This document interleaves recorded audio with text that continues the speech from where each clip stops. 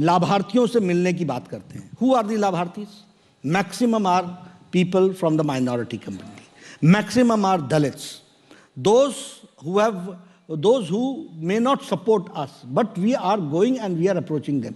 और आज मेरा विश्वास है पूरी तरीके से, अच्छी तरीके से, और इसीलिए मैंने कहा कि मैं पार्टी में कोई अध्यक्ष बनकर के काम करने नहीं आया हूं, अंतिम समय तक काम करने वाला हूं, और मैं देखने वाला हूं कि सभी लोग भारतीय जनता पार्टी के साथ एक दिन पूरी तरीके से जुड़ेंगे। ये हम करके दिखाएंगे। ये यूपी की आपकी इंटरनल रिपोर्ट क्या कह रही है? इससे पहले कि हम अन्य राज्यों पर जाएं सर, क्या इंटरनल सच वाला बताइएगा। एकदम सच ही बताते हैं, मैं झूठ तो बोलता नहीं हूँ। आप बताइए मैंने कभी झूठ बोला हो? मैं अपने तरफ से तो प्रयास यही रखता हूं कि जो सच्चाई है 300+ हम जाएंगे। 300+? बिल्कुल एक तरफा।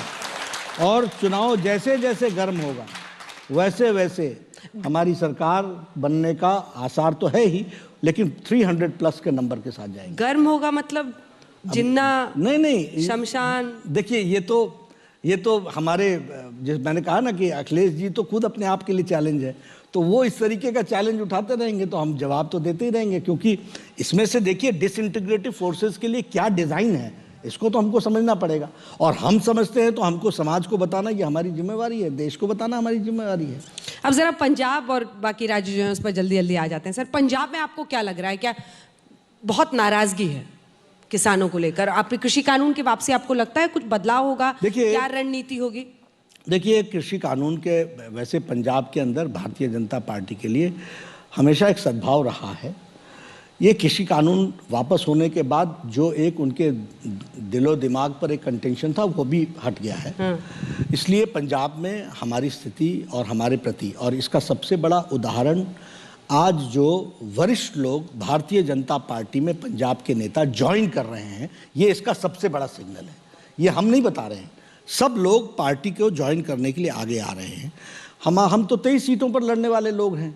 हम 23 सीट पर लड़ने वाले लोगों के साथ जुड़ने के लिए अगर मान लीजिए कि अकाली दल के कुछ लोग तैयार होते हों, कांग्रेस पार्टी के लोग तैयार होते हैं और आ रहे हैं, बड़े बड़े लोग आ रहे हैं, बड़े बड़े नाम आ रहे हैं, तो this is an indication that in Punjab Bharatiya Janata party has got a very congenial environment. हमारे लिए बहुत अच्छी फेवर की बात है। दूसरी बात कि जितना हमारे सिख भाइयों के लिए मोदी जी ने किया है, और दिस इज ऑन रिकॉर्ड, ये हमारे सिख भाई भी मानते, उतना किसी ने नहीं किया है।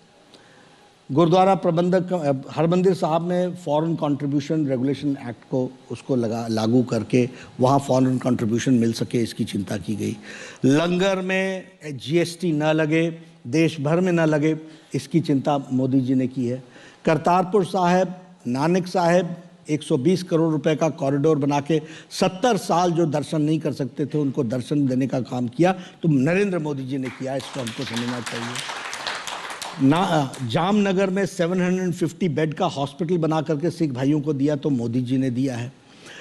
ब्लैक लिस्टेड सिख भाई जो थे उसमें से 314 के ब्लैक लिस्ट हटाई गई, सिर्फ 2 बच गए हैं जिन पर ब्लैक लिस्ट है, ये भी काम किया।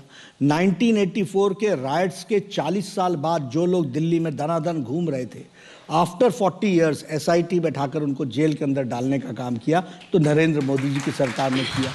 तो इसलिए हर एक तरीके से 350 साल का गुरु गोविंद सिंह जी का प्रकाश पर्व बहुत हर्षोल्लास के साथ मनाया गया, उसमें योगदान किया। जलियांवाला बाग का जो जीर्णोद्धार हुआ और आज वहाँ साउंड एंड लाइट प्रोग्राम और उसको जो अपडेशन किया गया, वह भी मोदी जी के प्रेरणा से और उनके डायरेक्शन पर हुआ है।